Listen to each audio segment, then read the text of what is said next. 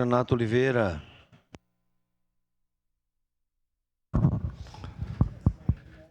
Senhor presidente, senhoras vereadoras e senhores vereadores, para nós é importante essa discussão dessa moção. Nós sabemos que lá na pandemia as pessoas sofreram bastante. As pessoas que mais sofreram vão sentir na pele e no bolso também esse aumento do ICMS que vai aumentar aqui no estado.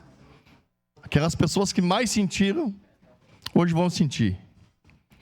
Importante para dizer que os nossos telespectadores também, que algumas mensagens estão mandando aqui para votar a favor da moção. Quero dizer que eu vou votar a favor da moção, mas tem que mandar lá para a Assembleia.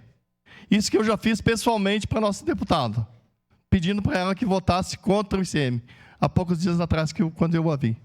Porque não adianta nós votar essa moção contrário, mas que os nossos deputados estaduais que votem contrário, porque não adianta nós votarmos só nós aqui.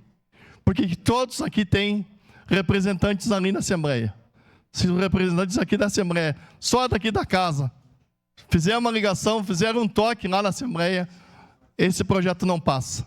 Só aqui de Caxias já não vai ter. Então é importante que a gente sabe que aqui foi prometido, esperava que esse ano teria solução na educação, prioridade seria a educação, nem seria a saúde, seria a educação, e não vi nada na questão da saúde feita, na questão da educação feita aqui, principalmente aqui na nossa ilha, aqui em Caxias.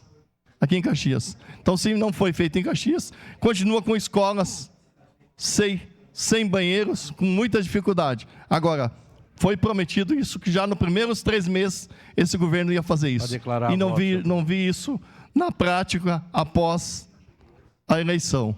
Então, isso, para nós, voto contrário e faço um apelo aos colegas vereadores que mandem aos seus deputados que vote contrário a esse aumento absurdo que as pessoas estarão sentindo na carne.